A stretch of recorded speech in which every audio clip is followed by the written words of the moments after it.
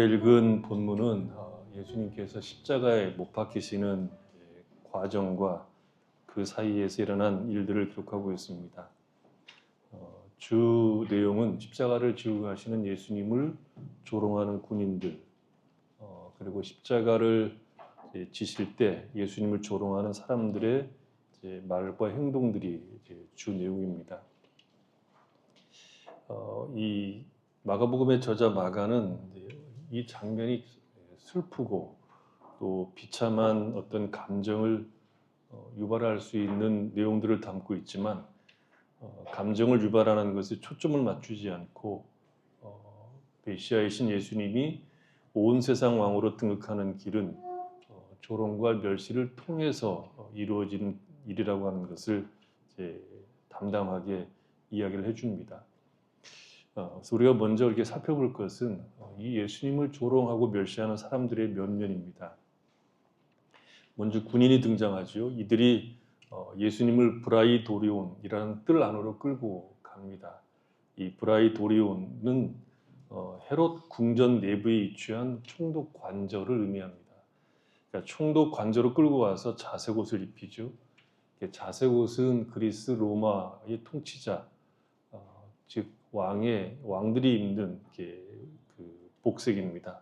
주로 왕들은 자주색 옷을 입었죠. 우리도 조선시대 드라마를 보면 자주색 옷을 입고 나오는 왕들을 보게 되죠. 그리고 가시관은 엮어 씌운 것이 역시 왕관을 흉내내려는 시도입니다. 유대인의 왕이라고 했으니까 왕의 모습을 분장을 시킨 거죠. 그리고 격려하면서 유대인의 왕 만세를 외칩니다. 그렇게 하고 난 다음에 이들은 갈대로 만든 지팡이로 예수님의 머리를 반복해서 때리면서 침을 뱉죠.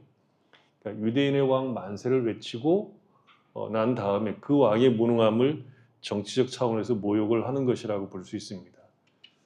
이들의 모욕은 그 무릎을 꿇고 엎드려 절하는 것으로 절정을 이루죠. 로마 군인들은 아무 능력 없는 왕, 자신들이 조롱하는 그 왕,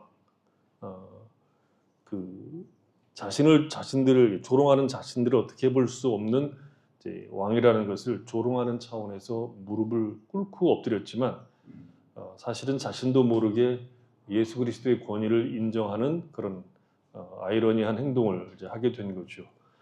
희롱을 다한 후에 자색 옷을 벗기고 도로 그의 옷을 입히고 십자가에 못 박으려고 끌고 갑니다. 보통 십자가형을 받는 사람들은 로마의 그 법에 의하면 그 죄인들은 처형장까지 갈 때 아무 옷을 입지 않고 벌거벗은 채 십자가를 지고 가지만 예수님의 경우는 나체를 혐오하는 유대인들의 관습을 존중해 준 것으로 보입니다. 하지만 가시관은 그대로 쓰고 가신 것으로 보입니다. 군인들은 예수님을 끌고 골고다라고 하는 곳으로 데리고 가죠. 20절에 나오는 끌고라는 단어는 운반하다 그런 뜻이 있습니다. 마가복음에서는 주로 거동할 수 없는 병자를 옮길 때 사용됐던 단어입니다. 그러니까 예수님에게 동일한 단어를 사용했다는 것은 예수님의 몸 상태가 극도로 약해져서 거의 끌려가야 되는 수준에 이르렀다고 보는 것이죠. 그래서 구레네 사람 시몬이 대신 십자가를 진 것으로 보입니다. 십자가에 못 박을 장소인 골고다, 해골의 곳이라고 하는 곳에서 군인들이 예수님에게 몰약을 탄 포도주를 줍니다. 왜 예수님에게 몰약을 탄 포도주를 주었을까요?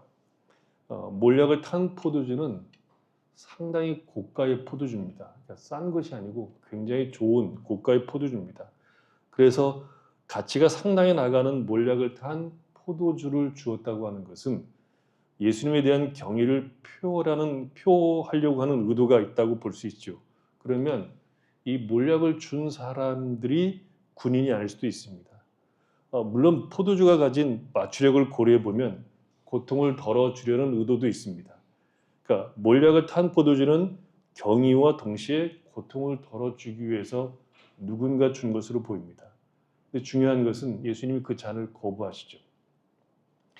사람들이 주는 이 잔을 거부하신 이유는 이 잔을, 그러니까 지금 예수님이 마시는 이 잔은 하나님이 주시는 잔임을 알고 있고 그 십자가의 길에서 겪는 모든 고통을 하나님의 뜻으로 기꺼이 받아들이겠다는 예수님의 그 결기? 표현하면 어떻게 될지 모르겠지만 그렇게 볼 수 있습니다. 동시에 잔을 마시지 않겠다고 하신 것은 제자들과 함께 마지막 만찬에서 하나님 나라에서 새로운 것을 마시는 그날까지 포도나무에서 빚은 것은 나는 결단코 더 이상 마시지 않을 것이다 라고 한 것에 대한 약속을 이제 준행한 것으로 보입니다. 예수님은 이 고통의 한복판에서 도래할 하나님 나라에 대한 열망을 고통을 덜어주는 잔을 받지 않는 것으로 보여주신 것이죠. 그러니까 고통을 비켜가라는 어떤 시도도 거부하신 것입니다. 몰약을 탄 포도주를 주님이 거절하자 군인들은 예수님을 십자가에 못을 박습니다. 보통 십자가는 세로 기둥은 처형장에 세워져 있습니다. 죄인이 지고 오는 십자가는 가로빗장입니다. 구레네 사람 시몬이 지고 온 가로빗장 위에 예수님을 눕혀서 손에 못을 받고 난 다음에 세로 빗장에 연결하고 난 다음 다리를 겹쳐서 다리에 그 못을 박는 것으로 십자가에 못을 박는 처형이 이제 끝이 납니다. 로마의 지식인들은 이 십자가의 잔혹성과 장기간의 고통 속에서 사람이 죽어가는 특성 때문에 십자가를 야만적인 형벌이라고 이야기를 했습니다. 그런 십자가의 야만성이라고 하는 것은 단지 십자가가 가져오는 육체적 고통뿐만 아니라 로마인에게 십자가의 처형은 제국 체제에 반역하는 자들의 최후이자 반대로 로마의 복음, 곧 가이사의 통치의 승리를 말하기 때문에 야만적입니다. 그러니까 승리를 선언하는 방식이 야만적이라는 것이죠. 로마라고 불리는 세상의 승리는 용서와 이해와 용납을 통해서가 아니라 힘으로 누르고 억압하는 걸 통해서 주어지는 승리입니다. 그러니까 팍스 로마라라고 하는 것은 힘의 원리를 기반으로 하는 평화이고 그것은 이긴 자들에게만 주어지는 평화이지 패배자는 십자가를 지는 것과 같은 아픔과 원한 속에서 주어지는 평화라는 거죠. 이것이 세상이 말하는 평화입니다. 세상은 이런 평화를 늘 꿈꾸고 있고 그것이 질서라고 얘기합니다. 그래서 계시록을 보면 세상에 대한 심판을 이야기할 때 바벨론과 로마에 빗대어서 말하고 이 세상이 무너지는 것이 곧 힘으로 유지하는 질서가 무너지는 것이 하나님 나라의 도래라고 이야기를 합니다. 그러니까 예수님의 십자가의 죽음은 마치 세상의 승리를 선언하는 것처럼 보입니다. 로마라는 세상의 입장에서 보면 그게 복음이겠죠. 승리의 소식이겠죠. 더구나 유대인들은 십자가의 처형을 하나님의 저주로 이해를 했습니다. 신명기 21장 23절을 보면 그 시체를 나무 위에 밤새 두지 말고 그날에 장사하여 내 하나님 여호와께서 내게 기업으로 주시는 땅을 더럽히지 말라. 나무에 달린 자는 하나님께 저주를 받았음이라 이렇게 얘기했습니다. 즉 십자가의 처형을 당한 예수님이 감당하셨던 고통이라고 하는 것은 육체적인 고통과 종교적 정죄 그 자체였다고 볼 수 있습니다. 세상과 율법으로부터 패배하고 정죄당하는 것이 예수님이 감당하신 십자가입니다. 하지만 가장 고통스러운 역사적 현장 한복판에서 희망이 꺼지는 것이 절대로 아니죠. 예수님이 십자가에 못 박히신 것은 많은 사람을 대신하는 대속물로 자신을 드린 겁니다. 예수님이 십자가에 못 박히심은 하나님이 그의 피로서 믿음으로 말미암는 화목제물로 세우신 겁니다. 예수님이 십자가에 못 박힐 때 예수님이 대표하는 새 이스라엘에게는 그로 말미암은 속량과 새 생명의 길이 열리고 있기 때문에 십자가는 패배와 정죄가 아닌 새롭고 산 길이 열리는 순간이었습니다. 그러나 이것을 사람들은 못 보죠. 군인들은 예수님을 십자가에 못을 받고 난 다음에 그 아래에서 그 옷을 누가 차지할 것인지 두고 주사위를 이제 던집니다. 시편 20편 18절에 보면 내 겉옷을 나누며 속옷을 제비 뽑나이다 그랬습니다. 마가의 기록을 잘 읽어보면 예수님의 십자가가 가지는 어떤 슬픔의 감정을 이끌어내려고 하기보다는 모든 일들이 하나님의 뜻이 성취되는 과정이라는 것에 더 초점을 맞춰서 기록을 합니다. 그러니까 나레이터가 절제된 음성으로 상황을 설명하듯이 담담하게 설명하고 있다는 것이죠. 그러니까 그것은 예언과 성취의 전망에서 이 십자가 사건을 묘사하는 이 마가의 기록은 마가 자신이 만들어낸 어떤 독창적인 어떤 신학이 아니라 예수님 자신이 구약을 성취하고 있다는 사실을 보여주고 있다는 믿음을 가지고 있는 예수님의 신학의 반영입니다. 그 예수님의 뜻을 얘기하는 거죠.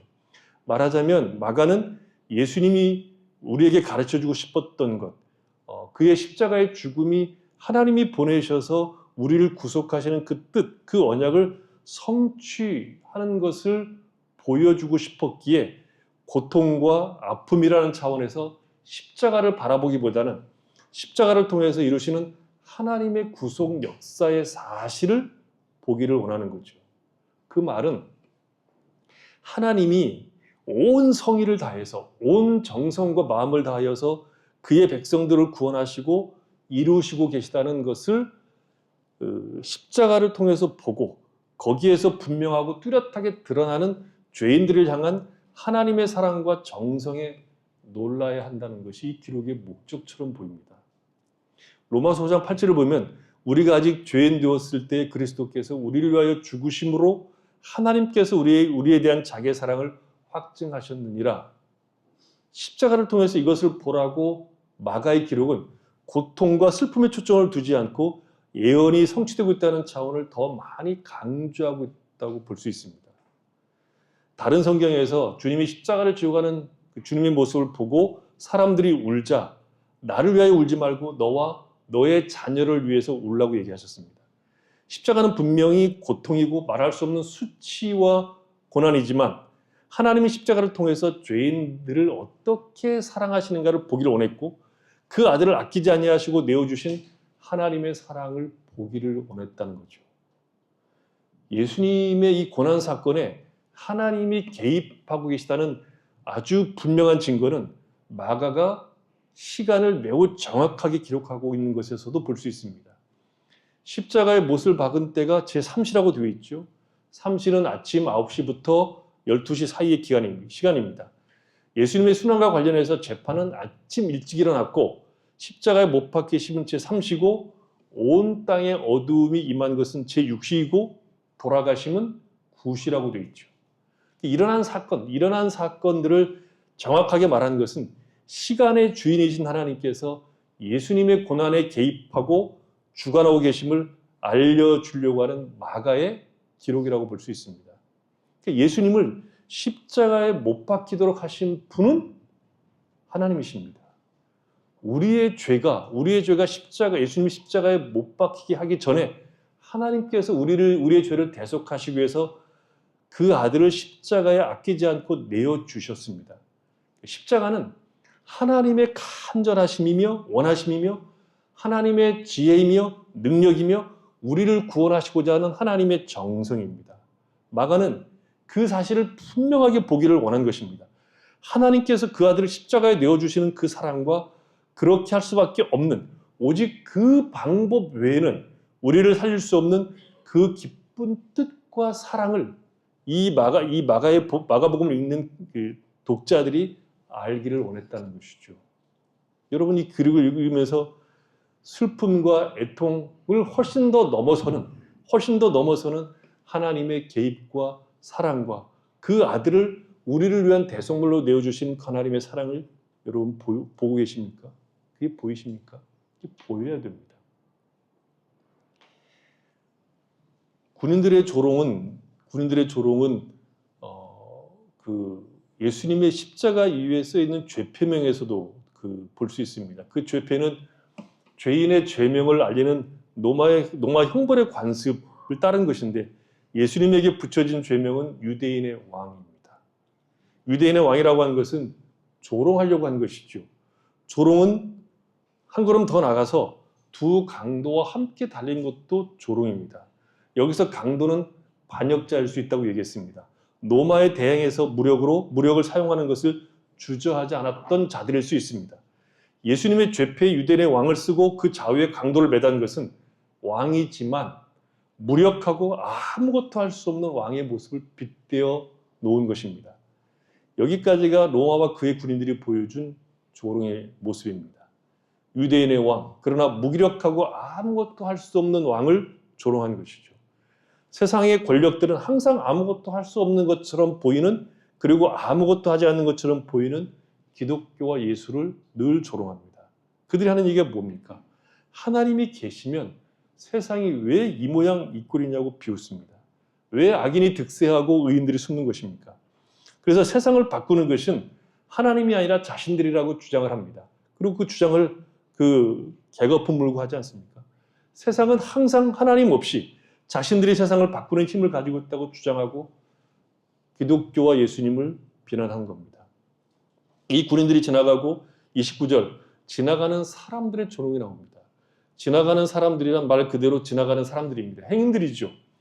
예수님과 어떤 이해관계도 없는 사람들입니다. 그들이 지나가면서 머리를 흔들면서 조롱합니다. 말로 하기 전에 머리를 흔든다는 것은 무시와 조롱을 드러내는 행위입니다. 시편 22편 7절에 보면 나를 보는 자는 다 나를 비웃으며 입술을 삐죽거리고 머리를 흔들며 말하되, 그러니까 나를 비웃고, 나를 보는 사람마다 나를 비웃고 입술을 삐죽거리고 머리를 흔들며 고개를 절레절레 흔들며 말하기를 성전을 무너뜨리고 3일 만에 짓는 자여 십자가로부터 뛰어내려 너 자신을 구원하라고 조롱합니다. 지나가는 자들은 예수님의 존재 자체를 비웃고 있는 겁니다. 성전을 무너뜨리고라고 한 것은 이미 거짓말로 판명되었지만 이들은 그것을 사실로 받아들인 겁니다. 이들의 주장은 예수님은 거짓말장이라는 뜻으로 한 것입니다.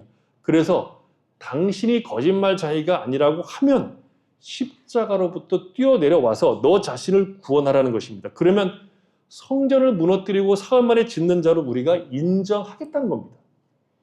초자연적인 기적을 보면 우리가 내가 한 말을 믿겠다는 것이죠. 말하자면 이들은 지금 예수님이 왜 십자가에 못 박혀 죽는지 모르고 있는 겁니다. 많은 사람의 대속물로 주시는 하나님의 거룩한 사명을 이루고 있는 일을 조롱거리로 삼는 것이 지나가는 사람들이 하는 일입니다. 우리는 세상 사람들로부터 이런 조롱들을 당하지 않습니까? 하나님이 살아계시다고 하면 그것을 한번 보여주라고 요구하죠. 이들은 우리에게 기적을 한번 일으켜 보라고 요구합니다. 기독교는 말뿐이지 능력이 없다고 조롱하는 것이 다반사입니다. 그냥 자기 마음 하나 편하자고 믿는 것이지 하나님이 살아계셔서 믿는 것이 아니라고 조롱합니다. 이 사람들은 그냥 기독교가 싫은 겁니다. 기독교가 해를 끼친 것도 아니고 그들과 어떤 관계를 맺은 것도 아닌데 싫은 겁니다. 기독교를 자세히 알려고 하지도 않습니다. 그냥 싫은 겁니다. 그냥 지나가면 되는데 그냥 싫은 겁니다. 기독교와 기독교인이 무엇에서가 아니라 그냥 미운 겁니다. 이유가 없습니다. 그냥 머리를 흔드는 것이 지나가는 사람들이 하는 짓입니다. 그 다음에 조롱하는 사람은 대제사장과 서기관들입니다. 31절, 32절에 보면 그들이 조롱하는 내용이 나옵니다. 그들의 멸시는 예수님이 무능한 존재라는 것에 초점이 있습니다. 다른 사람들을 구원해 놓고서 왜 자기는 구원할 수 없느냐는 거죠. 이 말은 사실입니다. 왜 사실입니까? 예수님은 다른 사람을 구원하기 위해서 자신을 희생 제물로 드리고 있기 때문입니다. 많은 사람을 위한 대속물로 자신을 드리고 있기 때문이죠. 이어지는 조롱은 이스라엘의 왕 그리스도로 호칭하면서 진행됩니다. 지금 십자가로부터 내려와라 그러면 우리가 보고 믿을 것이다라고 얘기하지 않습니까? 십자가에서 내려온다면 그것을 보고 네가 그리스도인 것을, 네가 메시아인 것을 믿겠다는 것이죠. 그들은 지금 눈앞에 일어나고 있는 일을 보고도 보지 못하는 사람들입니다. 그리스도가 십자가에서 내려온다면 그 표적을 보고 그를 믿겠다고 하는 것은 하나님 나라의 비밀은 하나님께서 주실 때만 알게 된다는 예수님의 가르침에 반한 겁니다. 믿음은 표적의 결과가 아니라 표적의 선행 조건입니다. 표적이 믿음을 만들어내는 것이 아니라 믿음이 표적을 만들어냅니다. 그런데 그 믿음은 하나님이 주셔야 비로소 가질 수 있습니다. 예수님과 그의 십자가를 믿는 믿음은 우리 안에 없습니다. 존재하지 않습니다. 예수를 믿는 믿음은 하나님이 우리에게 선물로 주셔야 믿을 수 있습니다. 그것은 우리가 표적을 본다고 해서 생기는 것이 절대로 아닙니다. 인간은 기적을 보아도 결코 믿음을 소유하지 못합니다. 기적이 믿음으로 유도하는 통로가 될 수 있지만 기적 자체가 믿음을 발생케 하는 힘을 가지고 있지 못합니다. 믿음은 하나님의 선물입니다. 하나님이 눈을 뜨게 하셔야 볼 수 있습니다. 만약 십자가에서 걸어 내려오시는 힘이 있어 보이는 예수가 아닌 그냥 못 박히신 예수 그리스도가 우리의 죄를 대속하여 죽으신 것이며 우리를 위한 화목제물이시며 십자가에서 죽으신 예수만이 우리를 죄와 사망에서 건지시는 유일한 분이라고 믿는다고 하면 우리는 믿음을 선물로 받은 자들입니다. 십자가는 거의 모든 사람들에게 미련한 겁니다. 내려오는 것이 훨씬 더 폼나 보이지 않아요? 십자가에 못 박혔는데 거기서 스륵 내려오면 얼마나 기가 막히겠어요. 그것은 세상이 가진 가치입니다. 십자가에 달리신 구주를 믿는 것은 그래서 우리의 실력에 달려있는 것이 아니라 은혜 속에 있습니다. 예수님을 조롱하는 사람들 가운데 가장 어이없는 자들은 강도죠. 32절에 보면 함께 십자가에 못 박힌 자들도 예수를 욕했다 그러죠. 그들은 십자가형을 받는 것이 당연한 자들이었습니다. 자기 죄로 죽어야 하는 자들인데도 불구하고 죄 없이 죽으시는 예수님을 향하여 이들도 조롱하는 반열에 동참합니다. 어이없죠. 우리가 아는 것은 이 중에 하나가 돌이켰다는 것은 우리가 알고 있죠. 당신 나라에 들어가실 때 나를 기억하달라 그 얘기하자 예수님이 내가 이르노니 오늘 내가 나와 함께 낙원에 있을 것이다 이렇게 얘기했죠. 마가는 그 얘기를 하지 않고 둘 다 조롱했다고 얘기하고 있습니다. 뭐라고 조롱했을까요? 다른 사람들은 조롱한 말이 있는데 이 마가복음에서는 이 사람들이 조롱한 말이 없습니다. 누가복음을 보면 그 얘기가 좀 나옵니다. 내가 그리스도가 아니냐? 너와 우리를 구원하라. 메시아가 어떻게 이런 고난을 받을 수 있느냐? 메시아의 힘을 보이라는 것이죠. 메시아가 어떻게 이렇게 연약할 수 있느냐? 힘 좀 써보라는 것입니다. 마태복음도 함께 십자가에 못 박힌 강도들도 이와 같이 욕했다고 얘기했어요. 이와 같이라고 하는 것은 대제사장들과 서기관들과 같이 조롱했다는 겁니다. 내려오면 믿겠다는 거죠. 내려오면. 너도 구원하고 우리를 구원하라는 것입니다. 보십시오. 배운 자들이나 강도들이나 그냥 지나가는 일반 백성들이나 이들의 조롱은 거의 전부 힘을 보이라는 겁니다. 이 세상보다 더 큰 힘과 능력을 보이라는 겁니다. 예수를 믿는다면 세상보다 더 잘 돼야 되는 것이 아니냐 하는 것에 걸려있는 겁니다. 우리는 이들의 조롱 속에 시험에 걸리기도 하고 넘어가기도 합니다. 기독교는 세상보다 더 큰 성공과 힘으로서가 아니라 그리스도 예수의 십자가 속에서만 기독교가 가지고 있는 능력과 힘을 보일 수 있습니다. 이 조롱하는 무리들 한번 보십시오. 특정한 무리들이 조롱하는 것이 아니라 모두가 다 조롱합니다. 군인들, 이방인들이죠. 지나가는 사람들입니다. 그냥 보통 사람들입니다. 그리고 대제사장, 서기관들, 종교인들이고 이들은 학자입니다. 배운 자들입니다. 가장 재미있는 사람은 같이 십자가에 못 박힌 강도들입니다. 죄인들이죠. 조롱하는 사람들은 어떤 특정 계층이나 민족이 아니라 모든 사람들입니다. 기독교와 예수님을 미워하고 조롱하는 것은 특정한 사람들만 하는 매우 특이한 일이 아니라 보통의 일이고 평범한 일이라는 겁니다. 우리는 배운 사람들이 기독교를 비판하고 미워할 수 있지만 배우지 못한 사람은 더 종교적이어서 기독교의 우호적일 거라고 생각합니다. 오해하지 마십시오. 소위 기독교 국가라고 생각하는 유럽이 기독교에 대해서 우호적이고 잘 살지 못하는 아프리카나 남미는 기독교의 적대적일 거라고 생각합니다. 그들은 또 자기들의 어떤 전통 종교도 가지고 있기. 그러나 사실 배운 사람이나 배우지 못한 사람이나 다 기독교를 미워합니다. 오히려 유럽은 기독교에 대해서 철저히 반역적이고 남미나 아프리카는 기독교가 부흥하는 이상한 지역입니다. 지금 기독교 인구가 그나마 옛날 숫자를 그대로 유지하고 있는 것은 남미와 이 아프리카 때문에 그렇습니다. 옛날 사람들은 종교적이어서 기독교를 쉽게 받아들이지만 오늘날 현대인들은 과학이 발달한 시대에 살고 있기 때문에 비합리적인 기록이 많이 보이는 성경을 믿을 수 없다고 얘기합니다. 아닙니다. 옛날 사람들도 현대인들만큼 부활을 믿지 않았습니다. 똑같습니다. 사도행전을 읽어보십시오. 옛날 사람들도 똑같이 현대인만큼 부활을 믿을 수 없었습니다. 누가 부활을 믿을 수 있습니까? 사람 중에 예수를 잘 믿을 수 있는 DNA를 가지고 있는 사람은 아무도 없습니다. 사람은 다 죄인이라 남자나 여자나 배운 자나 배우지 못한 자나 종교적이거나 비종교적이거나 흑인이나 백인이나 나이가 많거나 적거나 할 것 없이 다 기독교를 근본적으로 싫어합니다. 하나님을 근본적으로 미워합니다. 예수께서 우리의 죄를 대속하기 위하여 죽으셨다는 것을 그들은 다 비웃습니다. 십자가에서만 우리의 죄가 사해진다는 것을 그들은 믿을 수가 없습니다. 믿지 못합니다. 바울의 얘기를 들어보십시오. 고전 1장 18절에 보면 이렇게 바울은 얘기합니다.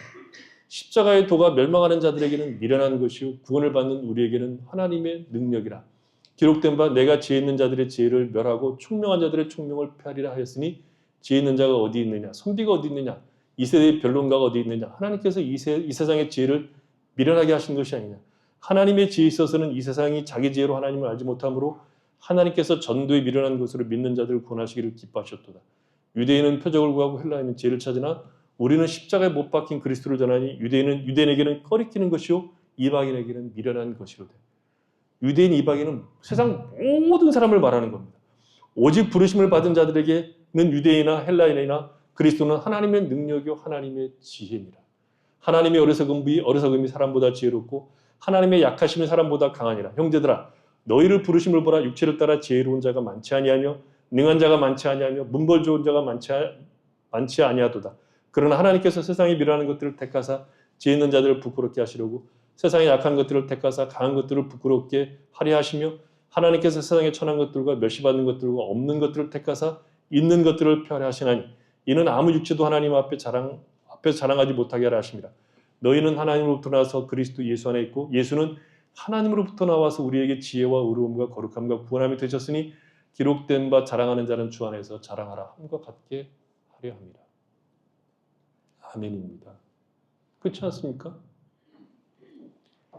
세상은 알 수가 없습니다. 유대인은 표적을 구하고 헬라인은 지혜를 구합니다. 유대인과 헬라인은 모든 세상 사람들을 말하는 건데 그들은 십자가를 통해서 예수의 구원을 하나님의 구원하심을 볼 수가 없습니다. 믿을 수가 없습니다. 아무도 믿을 수가 없습니다.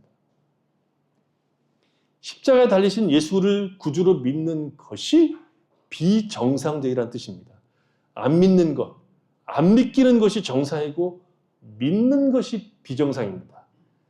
안 믿기는 것을 믿게 하신 것은 하나님의 능력이요 하나님의 지혜라는 겁니다. 우리 중에 누구는 군인이었을 거고 누구는 지나가는 사람이었을 겁니다. 누구는 대제사장이고 누구는 서기관이고 누구는 강도와 같았을 겁니다. 사도 바울은 자신을 죄인 중에 괴수라고 얘기하면서 자기의 범주를 강도에 집어넣습니다. 십자가는 정상적인 사람 그리고 비정상적인 사람 말하자면 배운 사람, 못 배운 사람, 강도들까지 세상에 있는 모든 사람들이 볼 때 십자가는 기이한 겁니다. 괴이한 겁니다. 그러나 부름을 받은 우리에게는 놀라운 일이고 경이로운 일이고 하나님의 무궁하신 은혜와 사랑의 보고입니다. 그것이 여러분 보입니까? 우리는 조롱을 멈추고 의심을 멈추고 십자가를 붙들고 있으며 오직 자랑할 것이 십자가 외에는 없다고 믿고 고백하며 오직 그 십자가를 신뢰하고 사랑하는 자들입니까? 그걸 지금 묻고 있는 겁니다. 그 다음에 우리가 보려고 하는 한 가지는 예수님이 짊어지고 가야 할 십자가를 졸지에 짊어진 시몬이라는 사람입니다. 구레네 사람 시몬이라고 밝힌 이 사람은 유대인입니다. 이름 자체가 유대인이라는 뜻입니다. 시몬이라는 이름은 유대인들만 가지고 있습니다. 그런데 사는 동네가 구레네라고 했는데 이 구레네는 팔레스타인이 아닙니다. 이 구레네는 북아프리카에 있는 도시입니다. 그러니까 시몬이 사는 구레네에는 유대인 공동체 디아스포라가 있었습니다. 당시 이집트 북아프리카에 유대인들이 많이 흩어져 있었습니다. 시몬이 예루살렘에 온 이유는 유월절을 지키기 위해서 온 것으로 보이죠. 그는 그 시골에서 올라와 우연치 않게 예수님이 십자가를 지고 가는 길을 지나가게 된 겁니다. 우연히. 시몬이 현장에서 십자가를 지게 된 것은 그에게 뜻밖의 일어난 일입니다. 일반적으로 얘기를 하면 그날 시몬에게는 일진이 매우 사나웠던 날입니다. 재수 못 붙었던 날입니다. 십자가를 지고 예수님을 따르는 일은 제자들이 해야 될 일 아닙니까? 지나가는 행인에 불과한 시몬에게 제자들에게 요구된 일이 덮어 씌워진 겁니다. 시몬이 그 일을 한 거죠. 물론 시몬은 자발적인 것이 아닌 억지로 십자가를 지게 된 겁니다. 시몬은 예루살렘으로 올라가던 길에서 돌이켜 뜻하지 않게, 원래 그가 가려고 했던 길이 아닌 원래 뜻하지 않게 예수님이 지신 십자가를 짊어지고 골고다로 간 겁니다. 21절을 보면 군인들이 시몬을 억지로 예수의 십자가를 지게 했습니다. 그것은 로마 법이 있어요. 로마 군인들은 아무나 징발을 해서 한 2km 정도, 오리인데요. 2km 정도 거리를 짐을 지고 사역을 하도록 할 수 있었습니다. 로마 군인들은 예수님이 십자가를 지고 갈 수 없는 상태라고 판단해서 지나가던 그날 왠지 재수가 없는, 드라마로 하면 5분 빨리 나갔어야 되는데 5분 늦게 나가서 붙잡힌 재수 없는 시몬이 예수님이 짊어진 십자가를 대신 지고 엉뚱한 길을 가게 된 겁니다. 그런데 마가의 기록이 재미있는 이유는 이 시몬을 소개하면서 루포와 알렉산더의 아버지로 소개하고 있습니다. 마가복음은 성경이죠. 여기에 루포와 알렉산더의 아버지로 시몬을 소개하고 있다는 것은 중요한 인물이고, 그리고 이 마가의 글을 읽는 독자들은 이 사람이 누군지를 알고 있다는 뜻입니다. 모르는데 루포와 알렉산더와 루포의 아버지라고 말할 리가 없죠. 이 마가복음을 받아볼 이 독자들은 이 사람이 누군지를 알고 있었다는 뜻입니다. 우리 역사 드라마를 보면 한 줄 혹은 두 줄에 걸친 기록을 가지고 긴 드라마를 만들잖아요. 대장금도 그런 것 중에 하나 아니에요. 여러분 생각해 보세요. 수많은 사람들이 살았고 그 사람들이 살던 역사를 기록한 이 사료에 이름이 등재되고 한 줄, 두 줄 썼다는 것은 우리는 그냥 지나칠 수 있겠지만 그 당시에 그 사람이 기록된 이유가 있었을 거 아니에요. 그걸 가지고 상상을 동원해서 드라마를 쓰는 거 아니에요. 지금 본문이 그런 상상력이 필요한 본문입니다. 마가 1차적인 청자, 이 독자는 로마에 있는 신자들입니다. 그래서 보십시오. 로마서 16장 13절에 보면 사도 바울이 이렇게 얘기합니다. 주 안에서 택하심을 입은 누포와 그의 어머니에게 문안하라. 그의 어머니는 곧 내 어머니니라. 시몬과 그의 가정은 이 사건 후에 기독교 공동체 안으로 들어온 것으로 보입니다. 시몬의 모든 가족이 예수님을 구주로 믿고 따랐다는 것이죠. 십자가를 진 것은 우연히, 그리고 재수가 없어서 강제적으로 대신 진 것이지만 결과적으로 시몬에게는 뜻밖의 찾아온 복음을 만난 겁니다. 시몬이 어떤 과정을 통해서 예수를 구주로 믿게 되었고 그 가정이 어떻게 전부 믿음의 가정이 되었는지는 모르지만 그 시작은 여기 억지로 십자가로 지고 간 것에서 시작된 것은 분명히 보입니다. 그러니 마가는 이 시몬과 그의 가족을 여기에 소개하고 있는 것이죠. 십자가를 지고 가는 장면에 소개할 수밖에 없으니까 소개한 것이죠. 우리가 잘 아는 누포와 알렉산더의 아버지인 시몬이 억지로 십자가를 지고 골고다로 가셨지만 시몬과 그의 가정은 우리와 함께 예수를 구주로 믿는 공동체 안에 있게 되었다라고 지금 마가는 이야기하고 싶은 거 아닙니까? 길을 지나가다가 우연히 예수님의 길과 겹쳐서 또 그 중에 많은 사람들이 있는데 하필이면 재수없게 뽑혀서 예수님 대신에 십자가를 짊어지고 골고다로 가면서 시몬이 좋아했을 리가 전무하죠. 좋아했을 리가 없지요. 미친놈이 아닌데 그놈이. 그런데 이 모든 일들이 우연입니까? 우연처럼 보이지만 하나님의 부르심입니다. 다 도망간 제자들 대신 하나님은 시몬을 불러 예수님의 십자가를 대신 짊어지게 하심으로 그는 그가 기대하지 않았던 복음을 만나게 됩니다. 그리고 우리에게 하고 싶은 이야기는 십자가를 지는 것이 저주가 아닌 복이며 영광이라고 말하고 싶은 것이겠죠. 우리 인생들을 돌아보면 찰나의 순간 혹은 우연하게 마주친 사건 혹은 사람들을 통해서 지금 여기 우리가 예수를 믿는 거 아닙니까? 저도 그 중에 한 사람입니다. 저는 그저 장난처럼 약속하고 교회에 왔습니다. 한 번만 가주기로 하고 고등학교 2학년 때 추수감사절 그 다음 주일에 교회에 갔습니다. 그리고 지금까지 교회를 다닙니다. 그것도 교회를 빼먹으면 안 되는 사람이 되어서 교회를 지금 다니고 있습니다. 저는 개인적으로 고3 때 국가고시, 아주 큰 국가고시였는데 중장비 정비 시험을 보기 위해서, 그때는 왜 주일날 시험 봤는지 몰라요. 그때 주일을 빼고 지금까지 제가 자의로 교회를 빼먹은 적이 한 번도 없습니다. 저는 교회가 좋았습니다. 그리고 나중에 예수가 좋았습니다. 그래서 제가 가장 잘 이해를 못하는 사람 중에 하나가 뭐냐 그러면, 교회를 설렁설렁 나오시는 분들은 제가 잘 이해를 못해요. 저는 예수가 너무 좋았어요. 교회가 너무 좋았고, 그래서 말은 안 하지만 이해는 참 안 됩니다. 여러분도 저처럼 왔을 거 아니에요. 그리고 그렇게 지금 여기 와 있는 거 아닙니까? 모태신앙이라고요? 그러면 왜 하고 많은 부모 중에 재수 없이 우리 부모를 만났을까요? 왜 그랬을까요? 시몬은 억지로 십자가를 지고 주님 곁을 지켰지만 그의 인생에서 가장 큰 복을 누리는 자리로 간 겁니다. 우리는 우리에게 주어진 인생의 십자가의 짐들을 만나게 됩니다. 내가 원해서 만나는 것이 아니라 뜻하지 않게 만날 수 있습니다. 그 십자가를 내가 겪어야 하는 고통이라고만 보지 말고 내 인생에서 하나님의 복되심을 증거하는 일로 주어진 조건으로 보십시오. 그 조건이 만만치 않고 혹은 내가 원하는 방식이 아니지만 시몬과 같이 그 무거운 십자가를 지고 가야 하는 일이 생깁니다. 신자의 인생은 예수를 믿을 때만이 아니라 믿고 난 이후에 오히려 더 자주 더 많이 십자가를 지고 예수를 따를 때가 있습니다. 내가 원하지 않는 인생길을 가는 일들이 생긴다는 것이죠. 우리는 거기에서 억지로라도 그 짐을 지고 예수에게 가야 됩니다. 그 짐을 지고 그리스도 예수에게 나가셔야 됩니다. 아픔과 고통과 억울함을 짊어지고 감당하셔야 됩니다. 그것을 감당할 때 거기에서 우리는 뜻밖의 일을 만나게 되는데 그 뜻밖의 일은 주로 하나님의 은혜요 풍성함입니다. 우리의 인생을 역전시켜서 그의 크심을 증거케 하는 일들을 만납니다. 우리의 신앙 가운데 믿음의 비밀이 없는 이유는 이 십자가를 마주하기 싫어하기 때문입니다. 십자가를 짊어지고 예수에게 나아가 배우지 않기 때문에 우리에게는 쉼도 없고 평강도 없고 기적도 없는 겁니다. 우리의 신앙은 예수를 잘 믿으면 편안할 거라고 생각합니다. 그리고 그것이 복이라고 생각하는데 문제가 있습니다.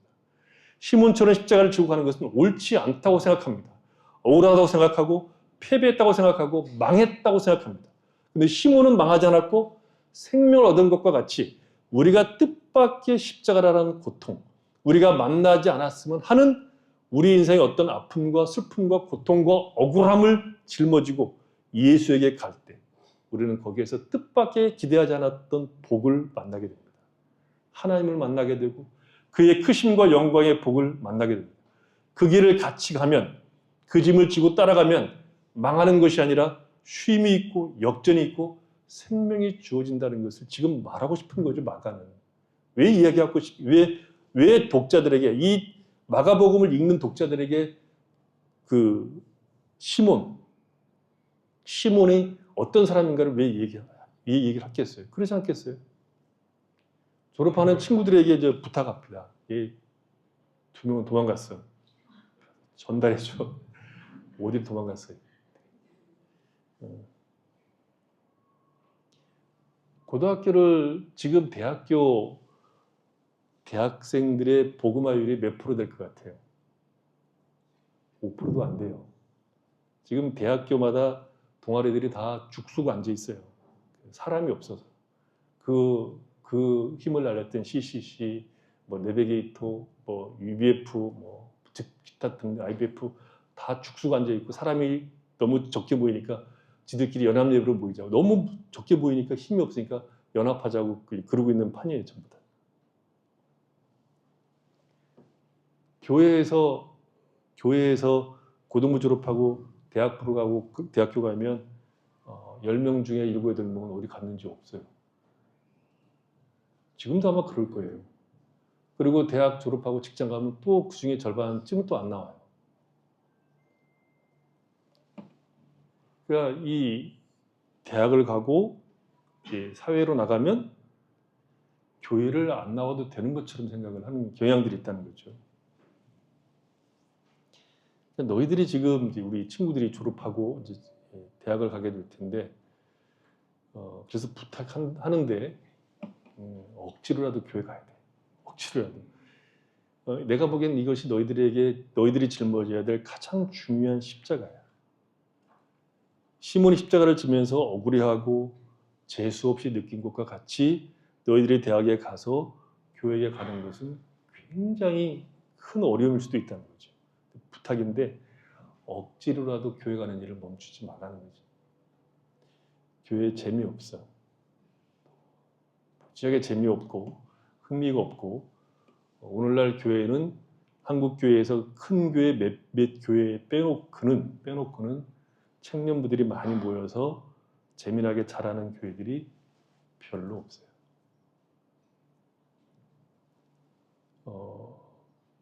그러니까 교회 가면 그래서 교회를 소개시켜달라고 그러면 소개시켜주기가 굉장히 어려워요. 큰 교회 외에는 청년부나 대학부가 사람들이 없기 때문에 큰 교회 위주로 소개시켜 줄 수밖에 없어요. 사람들이 없으니까. 재미없어도 그럼에도 불구하고 억지로라도 교회에 가야 한다는 거죠. 무지하게 재미없고 죽을 만큼 싫어도 교회는 반드시 가야 한다는 거죠. 그 십자가를 벗어던지지 말고 꼭 짊어지고 죽을 만큼 싫어도 교회는 외면하지 말고 가서 예배를 꼭 드리라는 거예요. 수상한 사람이 몇 사람 있어요. 안 가려고. 그러면 어느 날 시몬이 복을 받은 것과 같이 복을 받을 수 있어요. 그 복은 뭐냐 그러면 하나님을 만납니다. 예수를 만나게 될 겁니다. 부탁하니까 이 짐은 이 십자가는 결코 벗어던지 말라는 거죠. 이 십자가를 벗으면 자유가 주어지는 것이 아니라 망한다는 거죠. 십자가를 벗으면 자유와 재미를 얻는 대신 십자가를 벗어던지면 재미와 자유를 얻을 수 있어요. 마음대로 살 수 있으니까. 그러나 생명을 잃게 되고 보람과 인생의 맛을, 인생의 목적을 잃어버리는 방향타를 잃어버리는 불행을 겪게 된다는 거죠. 이 십자가는 너희를 살리는 유일한 짐이라는 것을 꼭 기억하고 이 짐을 지고 매주 길을 쓰고 교회에 출석해야 된다는 거죠.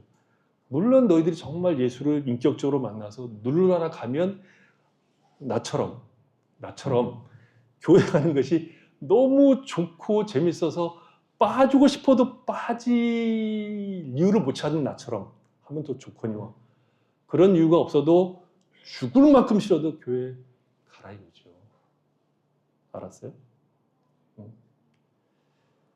우리 인생에 뜻하지 않는 십자가를 지게 될 겁니다. 억지로 그것을 지게 되더라도 벗어 던지지 말고 지고 가십시오. 주님과 그의 영광의 길을 가는 십자가는 복이며 쉼입니다. 우리에게 영광으로 다가오고 역전케 하시는 하나님을 거기서 만나게 됩니다. 우리 인생을 억울하게 생각하지 말고 하나님의 뜻을 따라 그 선하심이 우리 인생을 통해서 이루어짐을 보십시오. 비방하고 조롱하는 자들이 이기고 승리하는 길은 그 조롱하는 자들을 이기고 승리하는 길은 주와 함께 걷는 것입니다. 그가 우리에게 주신 짐을 지고 주와 함께 걷는 것이 우리에게 안식이고 영광이며 승리입니다. 이 길을 놓치지 마십시오.